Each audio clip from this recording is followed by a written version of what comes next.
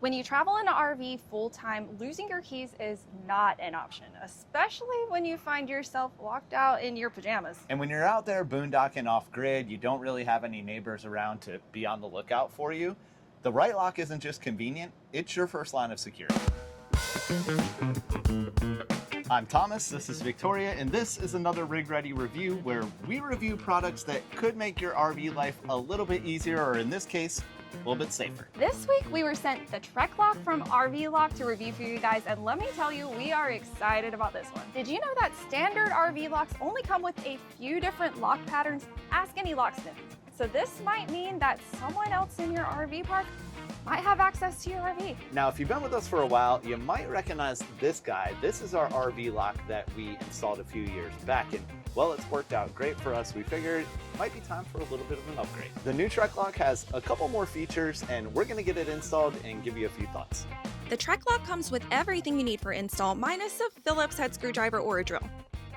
Inside the box, you'll find the Trek Lock with a 10-digit LED keypad, a USB-C charging cable, a set of X-Series manual keys, 2 key fobs with a panic button, and all of the installation hardware. Right off the bat, you'll notice a few differences between our old lock and our new. It's a little bit bulkier and heavier, which honestly, when it comes to security, I think I'm okay with that. The Trek is dual cylinder, as our old one is single cylinder. Our old lock was powered by, I think, AA or AAA batteries, and this one is USB-C rechargeable, which means no having to keep up with random batteries rolling around. Nothing like stealing the batteries out of your remote so you can control your RV lock. So let's get started with the install. Depending on if you're upgrading from your manufacturer's lock or maybe a previous RV lock like us, your install might look a little different, but the basic steps are the same. You're going to start by removing the screws from the old lock, as well as the plate on the door and the door frame. If you're removing an old RV keypad lock, you'll also have to disconnect some wires before being able to remove the old lock. Ooh. When you receive the lock, it's actually put together already, so you use this little Allen key right in the middle. Ta-da! Insert the outside part of the new lock and make sure that it lines up with the holes and the new plate for the door. Then you can screw the new strike plate into place.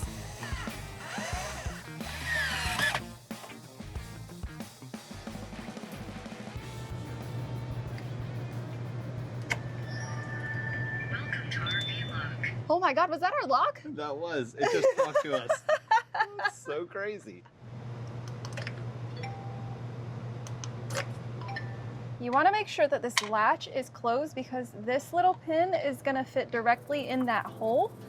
Along with that, you want to make sure that you aren't pinching any of these wires whenever you actually insert it.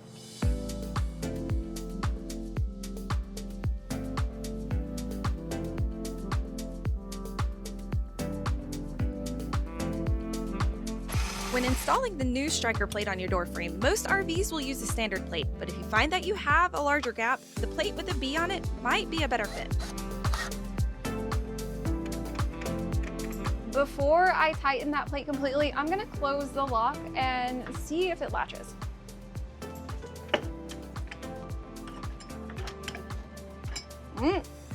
That's why you test it before you actually tighten it all the way, because we had it upside down. Just so you know, this little lip right here is what your lock rests against. So it's gonna be towards the outside of your RV. Let's try it again. Oh, got it that time. That's it. I think Oreo's a fan of the new lock too. The default code whenever your lock arrives is 1234, and in order to reset it, you're going to insert a pen or some other device into this reset button and hold it until it talks to you, and it'll give us instructions on how to reset the lock. Enter new code, then press lock. Okay. All right, don't show them the code. Hey. New code accepted. Cool. Pairing the buttons is just as easy as setting your lock code. We're just gonna press the button below. Connect your remote. Remote connected. Awesome. I like the fun little noises. Me too. Good thing about the noises though, if you don't like it, you can control it by this volume button. Volume setting low.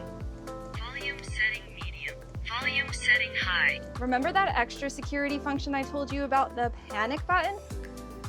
Let's see how this works. Thank goodness our neighbor just left. We're gonna press and hold this button for 5 seconds. Woof. Okay, you just press it once to make it stop. Oh, the dog didn't like that. Other cool function about this fob is that it has the ability to connect to 2 different RV locks if you have 2 doors on your rig.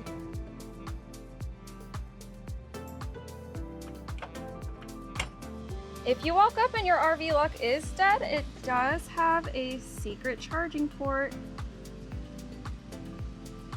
Installation was incredibly fast, and now that we've got this bad boy installed, how about a few pros and cons? It probably should have taken us 10 minutes if we hadn't dropped a screw. The obvious pro is the fact that it has keyless entry, because sometimes you're just going for a quick trip to the laundry room or maybe a little hike and you don't want to carry your keys with you. Now you can lock and unlock with the press of a button. I think one of the big pros for me, when it comes to her at least, is if she comes home late at night and I'm not around, I feel like her having the panic button is like a good peace of mind. Not only that, but you could literally have this in the bedroom beside of you, and if you hear a weird noise outside, whether it be a person or an animal, you can just press that button and hopefully it'll scare them away. That's pretty smart.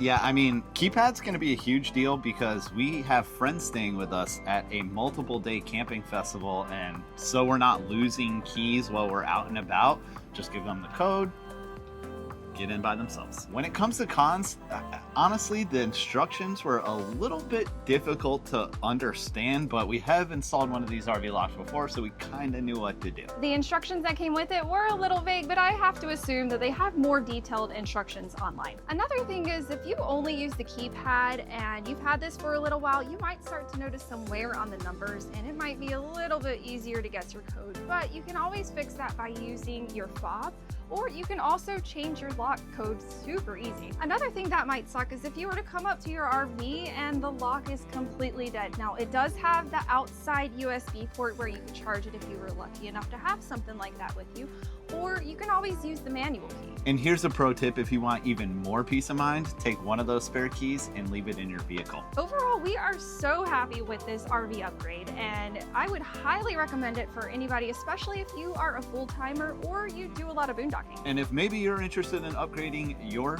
sense of security, we'll leave the link for the RVLock Trek in the description below.